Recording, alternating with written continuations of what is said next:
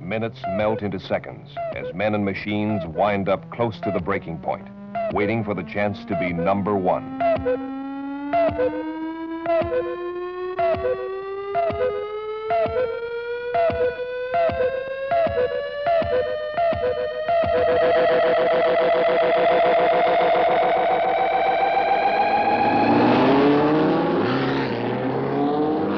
An entire racing season is packed into this final toss of the dice.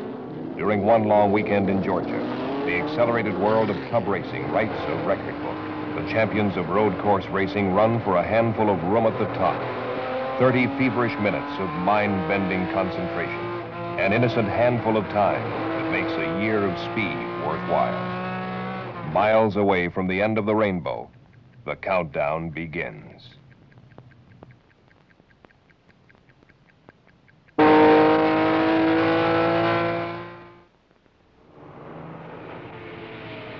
Countdown in Georgia is brought to you by the small car experts, over 900 Datsun dealers across the country who invite you to drive a Datsun, then decide.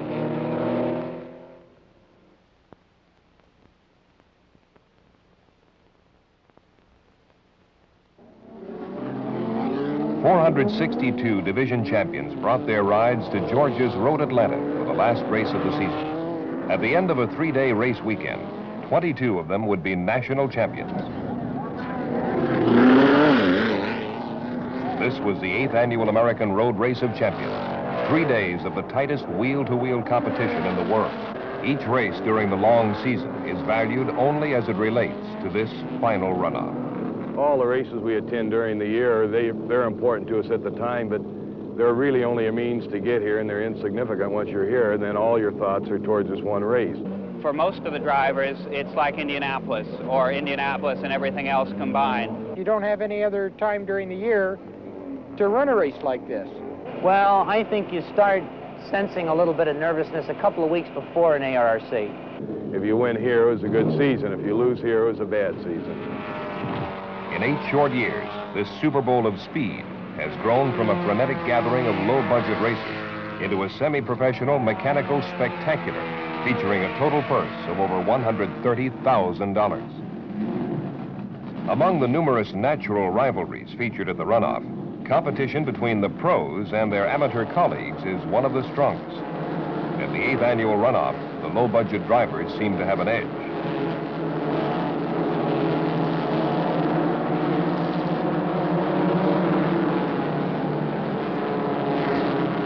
Getting past the first lap was a major problem in F production. John Woodner survived this rodeo-style spin and was back in action 2 races later.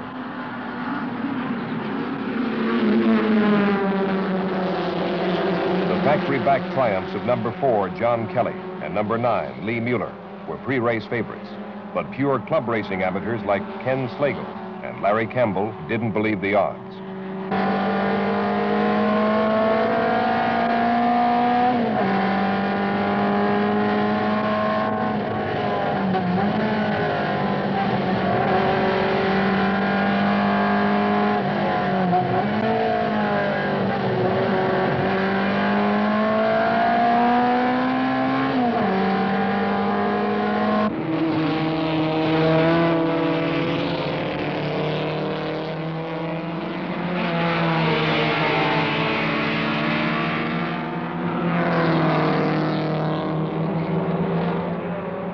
Slagle bounced out of action in the 5th lap, and Campbell surged into the lead, fighting to establish a pad between his car and the fast-closing rides of Mueller and Kelly.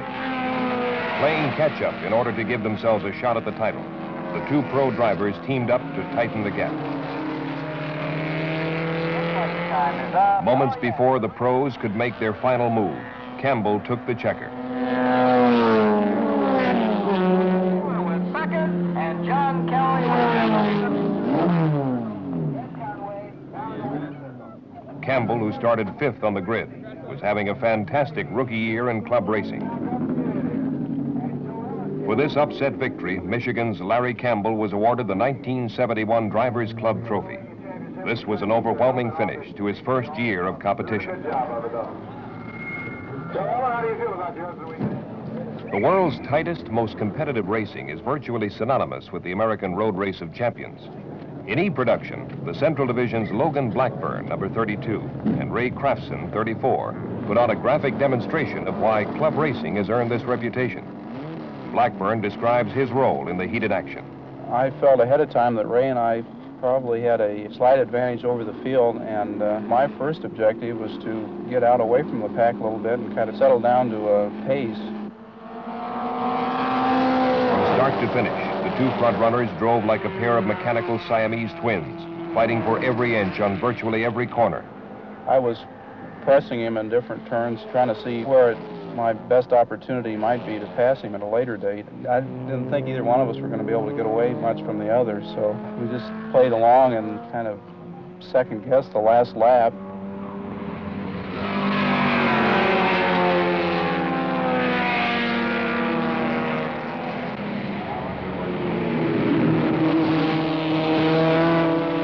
Blackburn's inside move coming through the final curve of the race gave him the victory.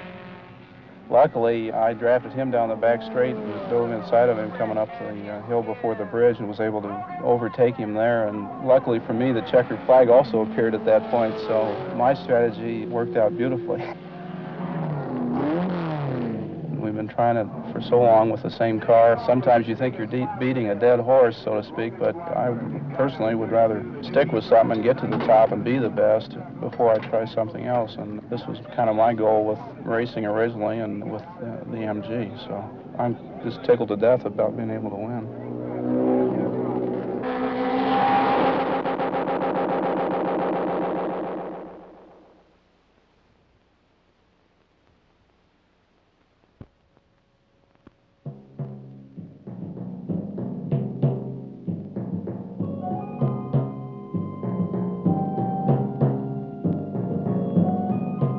Over the years, Datsun has raced in a lot of places with a lot of different machines. In the American Road Race of Champions, where Datsun took the national title 3 years in a row. Baja, Mexico, where Datsun stood up to one of the ruggedest deserts on Earth. The East African Safari, searing velds, jungle, and victory 3 years running. And now, Datsun has conquered the high-pressure world of professional racing with our 2.5 Trans Am Champion sedan. Why do we do it? Why have we spent our money, sweated, and worked so hard? It's simple. We race because racing breeds pride. Because we want to prove something about ourselves, about our cars, and about the organization of nearly 1,000 Datsun dealers in this country who have made it possible.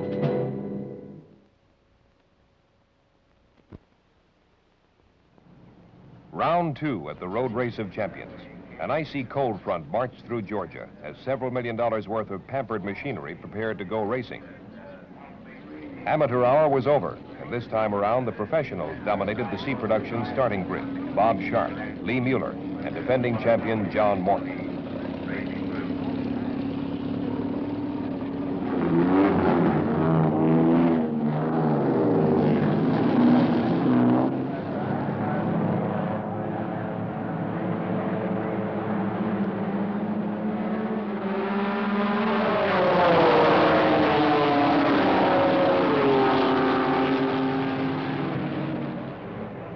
Morton wasn't taking any chances and gunned his Datsun Z car into the lead from the pole position, establishing a 2-second margin in the opening lap.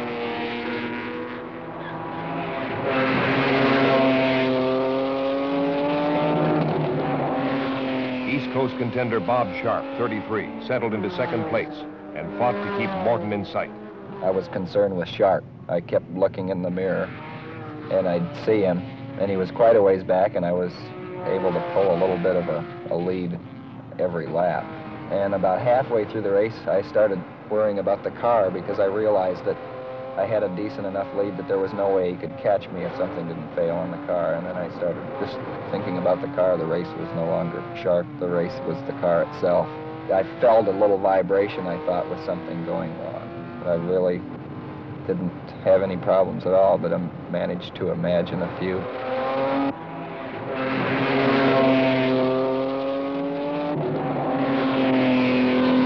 Morton firmly in command. The real racing was for the runner-up spots, as Lee Mueller's triumph gave the Datsuns of Dan Parkinson 3 and Jim Fitzgerald, 38, all they could handle. All this was a battle for third place.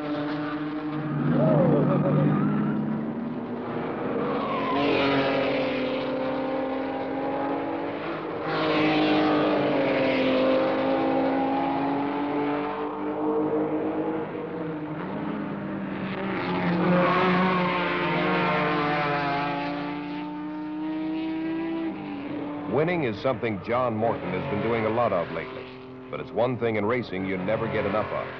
Taking the checkered flag is about the best feeling, I think, in the world. Taking it first, that is. It's almost indescribable. It's just a real feeling of accomplishment, especially when you know you've been up against good competition. When I crossed the finish line and had one, it was about the happiest feeling I've ever felt. I just try to tell myself, just another practice session, cool down and just drive the car like you normally do. The nervous energy generated prior to each runoff is similar to the tensions preceding a rocket launching at Cape Kennedy. Facing this stand, pole sitter Bob Sharp, 33, used the casual approach. I don't think the driver can operate fully to his capability when he is uptight. So, and I try to stay as cool as I possibly can. I'm not always successful at it, but try to really calm myself down as much as I can before a race and take that first lap as calm as possible, not all uptight and feeling that I got to win the race in the first lap, because that's when you do something dumb, and that's when a lot of the other competitors do something dumb. If I feel myself getting a little uptight in the first or second lap, it's just say, okay, stupid, and I just calm down, relax, and try to put together clean corners and a clean lap. Because if I can put together a string of clean laps, that's what's going to get a race won in the end.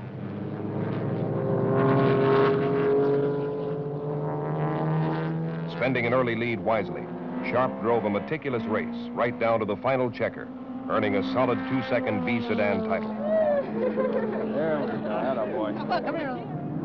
The SCCA's Central Division produced the most successful trophy hunters at Road Atlanta, winning 9 of the 22 titles. In A production, Michigan's John Greenwood, 48, defended his Big Iron title in style, claiming everything in sight from the pole position to a new 101-mile-per-hour track record.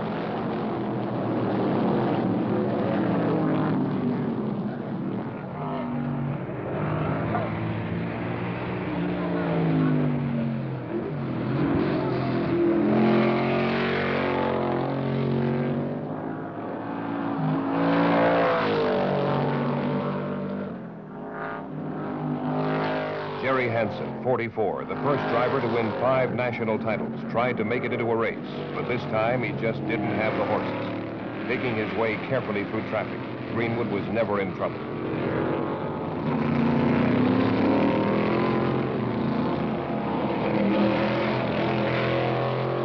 Fiberglass at speed, a flood of exuberant horsepower controlled by men intent on making this final toss of the dice a good one.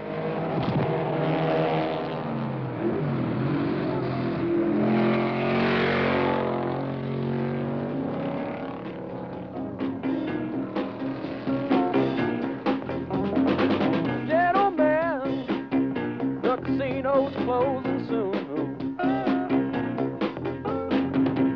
Better put all your money down on one last roll.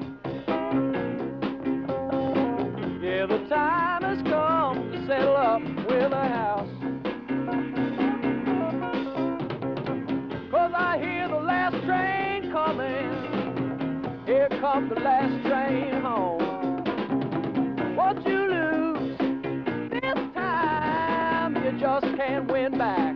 No, no. Your last chance is coming. Better catch it on the track. 'Cause I hear the last train coming. Yeah, here comes the last train home. 'Cause I hear the last train coming. Yeah, here comes the last train home. Yeah, hear the last train coming. Here comes the last train home. Yeah, I hear the last train coming. Here comes the last train.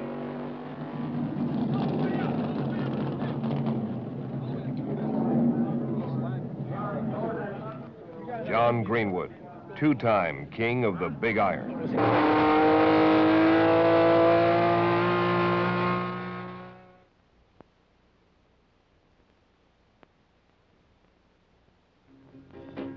9 SCCA classes are devoted to a glamorous mechanical dimension known as formula and sports racing cars. These open and enclosed wheeled rockets span the economic spectrum, from modestly priced Volkswagen-powered Formula V entries to the $30,000 200-mile-per-hour sports racing moonships. These powerful rockets help create a somewhat distorted image of today's race car driver. You drive race cars? What, you want to die already? And they probably think that anybody would go out and do it for fun, going 140 miles an hour and racing against other people, is a daredevil or a kamikaze or something like that. You have to be little nuts to do this. But then you have to be nuts to collect stamps, too, as far as I'm concerned. We have a great respect and responsibility to what we're doing, and this is our area of enjoyment, what we like to do in life, and how we get our kicks. A race driver is just a human being that's there trying to use his ability to put a good lap together and put together consecutive good laps. Another thing I think about a racing driver is that he likes to do something where there's a consequence. If I'm arm wrestling with somebody or playing basketball, there's no consequence in me losing. But when you're out there racing, going 140 miles an hour, and you make a mistake or something, there's a consequence, and that makes it more exciting and more meaningful, I think. The 3-day speed celebration produced a record number of mishaps, with the Formula B runoff leading the parade. Of the 18-car starting field, over half were eliminated.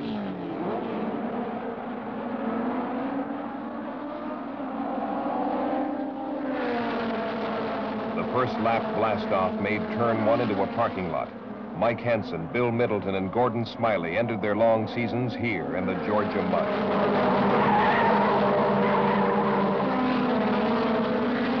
This was just the beginning. Soon they had a lot of company.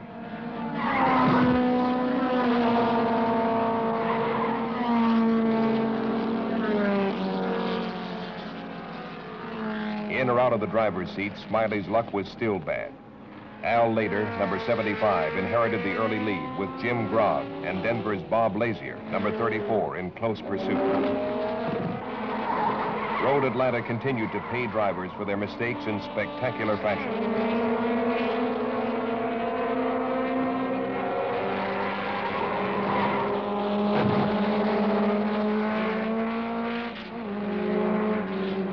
Minnesota's Howie Fairbanks escaped from this wreck in turn 5 with a broken ankle. Despite a battered front end, pole sitter Mike Hall hung on to 4th place.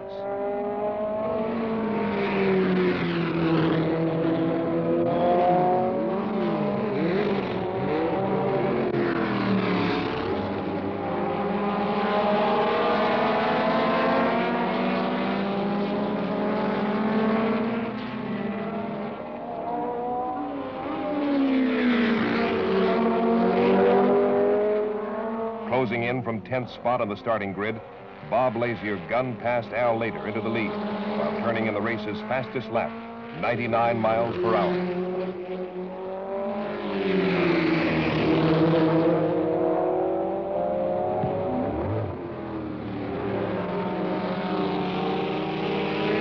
Reaching top speeds of 170 miles per hour, Lader and Lazier thrashed into the final second.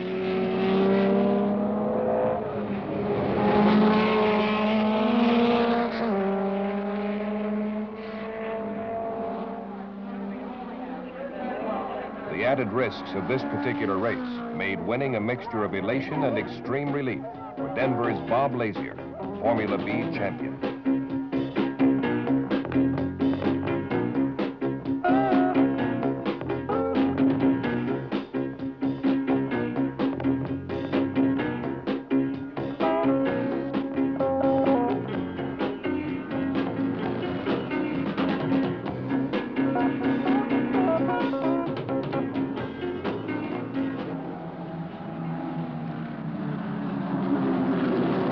Super V featured a masterful title defense by New Jersey professional Tom Davey in red number 3. When you're the defending champion, there's 5 guys out there good are out there to get you. Every one of them is up, so you have no choice but to be up or you're going to get blown off.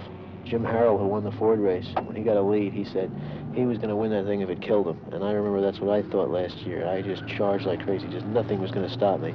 This year, I didn't have quite that same fire. I wanted to win, but I wasn't going to buy it trying to win.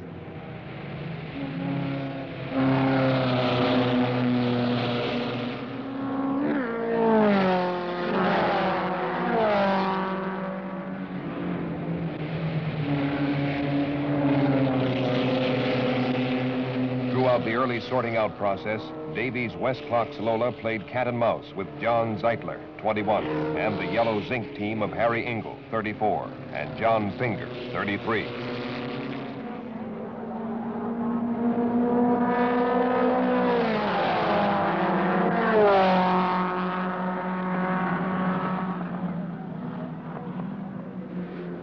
The lead changed 2 and 3 times on every lap, as the first wave diced for inches at 140 miles an hour. Davy established his stretch run strategy halfway through the race.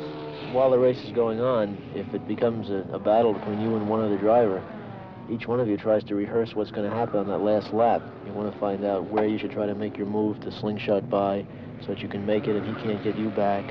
And you just try to sneak it in and figure out exactly where you should be when it really counts. For example, as he's coming up on you, you might let up just a little bit and he can go by you.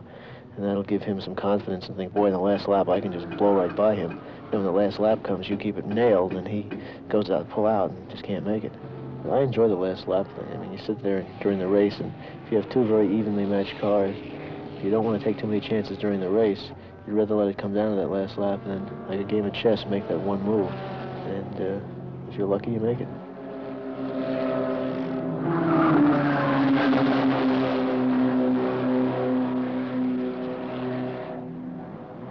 Lady Luck rode with the defending champion. As the final lap unwound, a tactical error left John Finger parked in the Road Atlanta mud as Davy coasted to his 2nd straight national championship.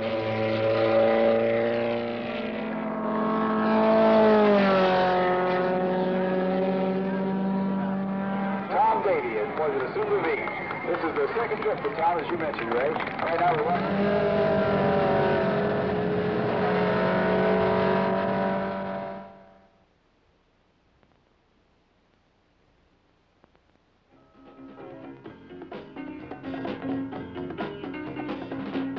Victory Lane at the American Road Race of Champions. Oh, I feel good because I have another year now that I can walk around and call myself national champion. You have to have something to hang your hat on.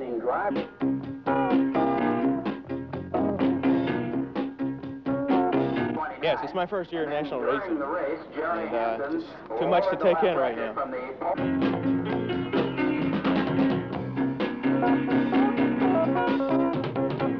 Chris tangled with whoever he was with, and I was behind him. I just, as a result of that, I got alongside Chris and passed him.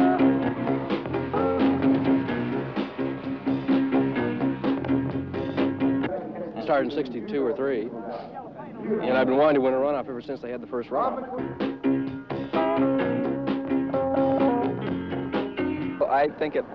I think I wanted this one a little more than even than last year. It's a 30-minute toss of the dice for 10 minutes of glory and a year's supply of satisfaction. Gentlemen, the casino's closing soon. Better put all your money down on one last roll. Yeah, the time has come to settle up with a house. 'Cause I hear the last train coming. Here comes the last train home. What you lose this time, you just can't win back. No, no. Your last chance is coming. Better catch it on the track. 'Cause I hear the last train coming. Yeah, here comes the last train home. 'Cause I hear the last train coming. Yeah, here comes the last train home. Yeah, hear the last train. Countdown in Georgia was brought to you by the small car experts, over 900 Datsun dealers across the country who invite you to drive a Datsun, then decide.